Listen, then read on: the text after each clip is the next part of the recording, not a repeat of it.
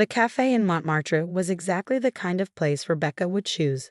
Elegant, overpriced, and perfect for people who wanted to be seen. I watched her through the window, sipping her 15 euros latte while scrolling through her phone, not a care in the world. She hadn't changed much in 5 years. Same perfectly styled blonde hair, same designer clothes, same air of casual superiority. The only difference was that now she was living off our parents' retirement savings, all $4.2 million of them. My name is Sarah Matthews, and I've spent the last 5 years hunting down my sister. Not for revenge, though God knows I wanted it. No, this was about justice, about making things right for our parents who now worked retail jobs in their 70s because their brilliant investment advisor daughter had cleaned out their accounts and disappeared. I checked my watch, 2:45 p.m. Right on schedule. Taking a deep breath, I adjusted my dark wig and sunglasses, picked up my designer handbag, a clever fake, and walked into the cafe. Bonjour, I said to the hostess in carefully practiced French. I'm meeting someone. Ah, there she is. I pointed to Rebecca's table by the window. Before the hostess could stop me, I walked over and sat down across from my sister. Rebecca looked up, annoyed at the intrusion, then froze as I removed my sunglasses. Hi, Bex, I said quietly, using her childhood nickname. Long time no see. The color drained from her face. Sarah? What? How did you find you? I smiled, though there was no warmth in it. That's an interesting story. Almost as interesting as how you managed to forge Mom and Dad's signatures on those transfer documents. She glanced toward the door, calculating. I could practically see the wheels turning in her head. Could she make a run for it? Create a scene? Call security? Don't bother, I said, opening my handbag and pulling out a manila envelope. Running won't help. Not this time. What do you want? She hissed, her perfectly manicured hands clenching around her coffee cup. Money? Is that it? Come to guilt-trip me into sharing. I laughed, the sound sharp enough to make heads turn at nearby tables. Money? You think that's why I spent 5 years tracking you down? No, Bex. I'm here because you destroyed our family, and now you're going to help me fix it. She leaned back, some of her old confidence returning. Or what? You'll tell the police? Go ahead. There's no proof I did anything wrong. The transfers were all legal, signed and notarized. I opened the envelope and slid out a stack of papers. Actually, that's where you're wrong. See, while you were living it up in Paris, I've been very, very busy. Her eyes flickered to the documents, then back to my face. What is this? This, I said, tapping the papers, is everything. Every forged document, every fake signature, every illegal transfer, and most importantly, proof of where the money went. Would you like to know how I found it all? She didn't answer, but I could see fear creeping into her eyes. It started with Dad's signature on the final transfer form. I continued. You were always good at forgery. Remember all those report cards you used to fake in high school? But you made one mistake. Dad's arthritis was acting up that week, and his signature would have been shakier than usual. Yours was perfect, too perfect. Rebecca's hand trembled as she reached for the papers, but I pulled them back. That got me thinking, what else had you faked? So I did some digging. A lot of digging. Did you know Mom kept all their old bank statements? Every single one, going back 20 years. It took months, but I compared every signature, every document, every transaction. You're bluffing, she whispered, but we both knew she didn't believe that. I pulled out my phone and opened a series of photos. This is you at HSBC Paris, opening an account under the name Rebecca Laurent. This is you transferring funds through 3 different shell companies, and this, I swiped to the last image, is you meeting with Jean-Paul Dupont last week. She flinched at the name. How do you know about Jean-Paul? Your business partner? The one helping you launder money through his art gallery? Oh, I know all about him, including the fact that he's already under investigation by the French Financial Crimes Unit. For the first time, real fear showed on my sister's face. Sarah, listen. No, I cut her off. You listen. In about 30 seconds, a man is going to walk through that door. He's from Interpol's Financial Crimes Division.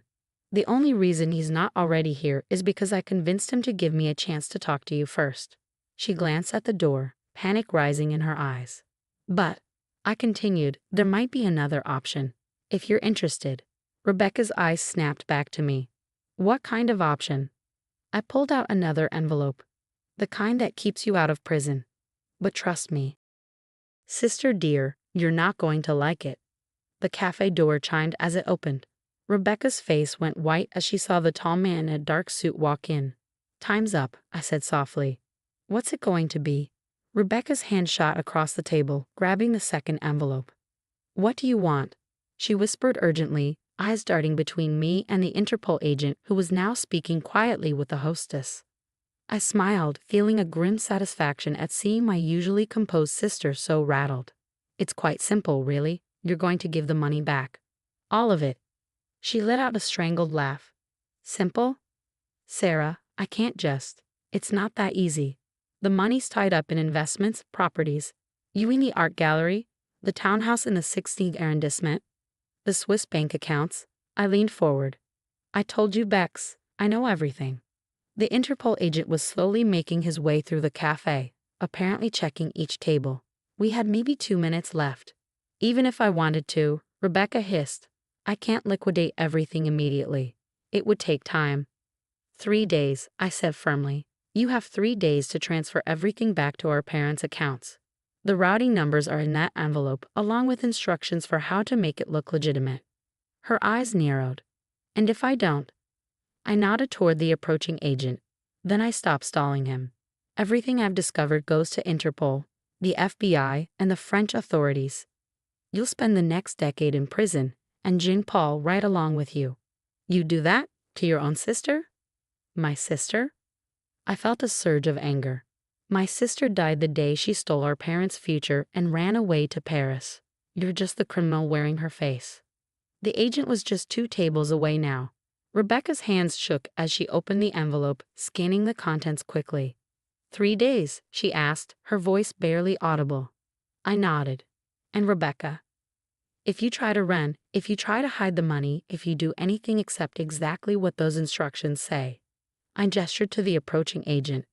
Well, let's just say this is only a small taste of what I can do. She swallowed hard, then forced a smile as the agent reached our table. Mademoiselles, he said politely, I apologize for the interruption. We are conducting a routine check. I held up my hand, speaking in French. No need, Inspector Rousseau. My sister and I were just finishing our conversation. Weren't we, Bex? Rebecca clutched the envelope to her chest and nodded. Yes, we were. I stood up, gathering my things. Remember, 3 days. Don't disappoint me again. As I walked out of the cafe, I heard Rebecca engaging the inspector in rapid French, probably trying to appear normal, unworthy of suspicion. But I knew her too well.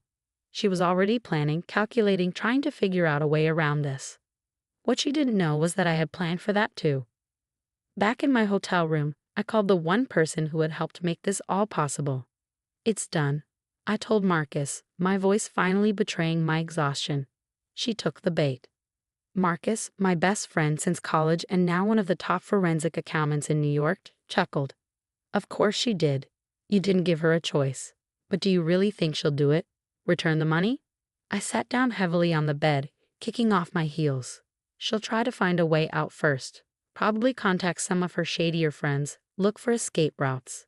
But when they fall through because we've already blocked them all. Marcus interjected. Right. When she realizes she's truly trapped, she'll follow the instructions. Rebecca's a survivor. She'll choose losing the money over losing her freedom. And the inspector? He played his part well. I smiled, remembering the look on Rebecca's face. Perfectly. She never suspected he was just an actor I hired. Having him there made everything else I said more credible. Speaking of credible, Marcus said, his tone turning serious. What about the real authorities? You know she's actually guilty of everything you accused her of. I know, I sighed. But prosecuting her wouldn't get our parents' money back. This way, if she cooperates, everyone wins. She stays out of jail, our parents get their retirement back, and I paused. And you what? And I can finally stop hunting her, stop letting her take up space in my head. After hanging up, I walked to the window.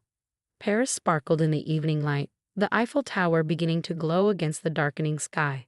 Somewhere out there, my sister was probably frantically trying to find a way to outsmart me. Let her try. I'd spent 5 years becoming an expert in financial crimes just to understand how she'd done it. I learned French, studied international banking laws, built a network of contacts in the financial world. I'd sacrificed my own career, used up my savings, dedicated every waking moment to this pursuit. Rebecca had always underestimated me. To her, I was just the quiet younger sister who played by the rules.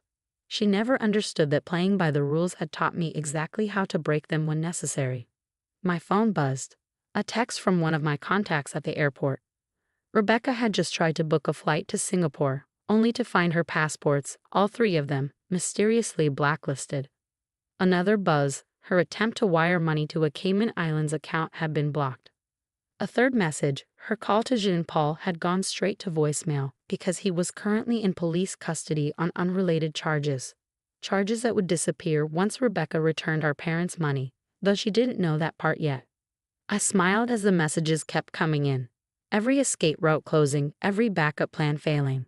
I'd spent 5 years building this cage around her, making it look like coincidence and bad luck rather than careful planning. By tomorrow, she'd realize she was trapped. By the day after, she'd understand that her only way out was through me. And on the third day, our parents would wake up to find their accounts restored, their futures secured. As for Rebecca, well, that would depend entirely on her next move. On the third morning, I sat in my hotel room watching the numbers on my laptop screen. 3 separate banking apps were open, each showing our parents' accounts. At exactly 9 a.m. Paris time, the first transfer came through, 1.2 million euros. My phone buzzed. A text from Marcus. It's starting. She's actually doing it. I didn't reply, my eyes fixed on the screen as more transfers appeared. By 9:15, the total had reached 2.8 million euros. Rebecca was cutting it close. She had until noon to complete the transfers according to my instructions. At 11:30, my phone rang. Rebecca. I've done it, she said without preamble, her voice tight. Every cent. Are you happy now? I checked the final totals. $4.2 million, exactly what she'd stolen. You did what you had to do, nothing more.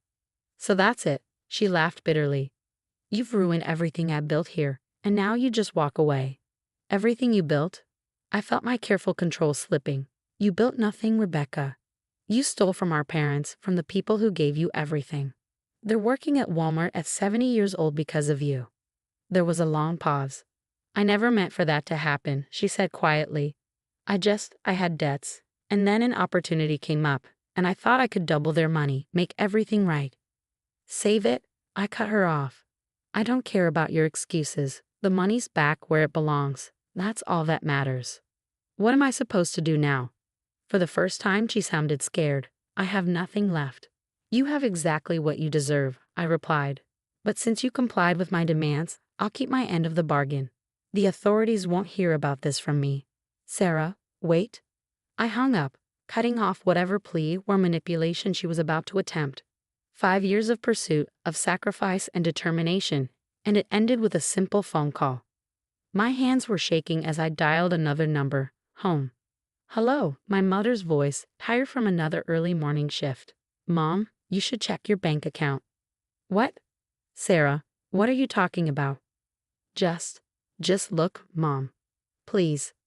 I heard shuffling, the clicking of a keyboard, then silence. Mom? A sob broke through the phone.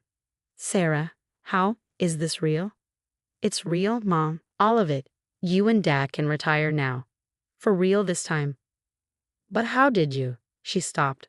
Rebecca, you found her? Yes, I said simply. I found her. Where is she? Is she okay? Classic mom, still worried about her eldest daughter even after everything. She's fine. Better than she deserves to be, but she won't bother us again. After promising to explain everything when I got home, I hung up and walked to the window. Paris was bright and clear, the morning sun glinting off the buildings. Somewhere out there, my sister was probably already planning her next move, figuring out how to rebuild. That was who she was, always moving forward, never looking back at the damage she left behind. But this time, she'd be doing it without our parents' money, without the safety net she'd stolen. My phone buzzed again. Marcus, you did it. It's really over. I typed back, Not quite. One more thing to do. Opening my laptop, I sent a single email to Jean-Paul Dupont's lawyer. As promised, the evidence that would clear him of his current legal troubles was attached. Honor among thieves, even if they didn't know they were working for me. Then I began booking my flight home. But not before sending one final message, but one that would ensure she could never pull this kind of scam again. Ask Rebecca Matthews about the $4.2 million she stole from her elderly parents. Ask her what happened when her sister caught up with her. Petty, maybe, but sometimes justice needs a little help spreading the word. As I packed my bags, I thought about the past 5 years. I put my life on hold, spent every resource I had, learned things I never wanted to know about the dark side of international finance. Was it worth it? My phone buzzed one last time, a photo from Dad.